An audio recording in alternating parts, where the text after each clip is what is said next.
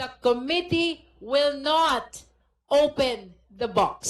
2 buwan mula nang magdesisyon ng House Committee on Justice na huwag munang buksan ang kahong naglalaman ng tax records ni Vice President Sara Duterte at asawa niyang si Man Scarpio, formal nang hiniling ng House Prosecution Panel sa Impeachment Court na buksan na ang selyadong box sa gumugulong na pre-trial conference. Nakasaad yan sa isang manifestation na inihain ng prosecution. Ayon kay House Prosecutor at mamamayang Liberal Representative Laila De Lima, ito na ang tamang panahon para buksan ang BIR box para mamarkahan ang mga dokumentong nilalaman nito at magamit na ebidensya sa paglilitis. Kasi kung hindi gagawin ngayon, saka lang sa trial pabubuksan. And then saka lang sa trial, ipi-pre-mark kung gagamitin as evidence by either or both parties. Anyway, ongoing pa naman yung marking dito sa pre-trial ay makahabol yung pagbukas ng BIR box na yan, yung sealed BIR box, para malaman na, ma-inventory na yung kanyang mga laman. Si Senate Secretary Ray Bantug ang nangunguna sa pre-trial bilang Clerk of Court ng Impeachment Court. Pero hindi raw saklaw ng kapangyarihan niya ang pagdedesisyon tungkol sa BIR box. Tingin niya, kukonsultahin din muna ni Senate President Win Gatchalian ang mga kasamahan tungkol dito. Sa akin, box pa rin lang siya. Because its opening and the pre-marking of its contents is something that would have to be decided by the impeachment court. Whether they will decide before the convening or they will wait for the convening is an open question right now. Ayon sa isa sa mga abogado ng bise na si Michael Poa, natanggap na ng defense ang manifestation ng prosecution at maghahain ang kanilang tugon dito, pero tumanggi siyang magbigay ng detalye.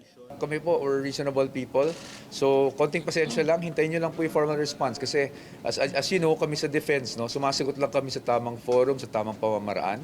Matatandaang noong Abril, ipinunto ng ilang kongresista na sa ilalim ng National Internal Revenue Code, confidential ang mga tax records. Pero giit naman ng ibang mambabatas, mas matimbang ang pangangailangang mapanagot ang bise kung hindi tutugma ang income nilang mag-asawa sa idineklarang yaman na 88.5 million pesos sa kanilang 2024 salin.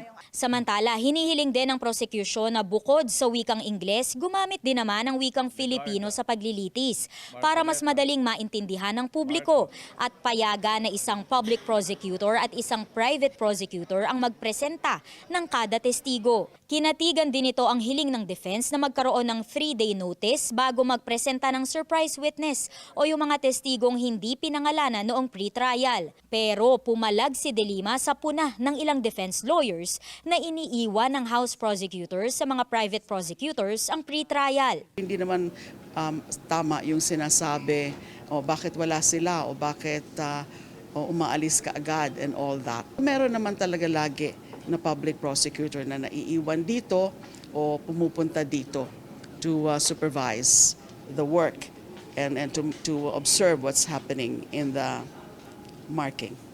Sa ika-4 na araw ng pre-trial, ginawa ng 9 a.m. to 7 p.m. sa halip na 5 p.m. lang ang ginagawang pagmamarka ng ebidensya para sana umabot sa target na makapaglabas na ng pre-trial order bukas.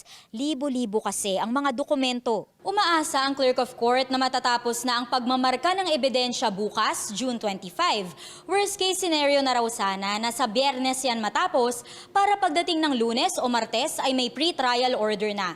Aminado si Secretary Bantug na masikip ang timeline na yan, pero hindi pa rin naman daw imposibleng masimula ng trial sa July 6.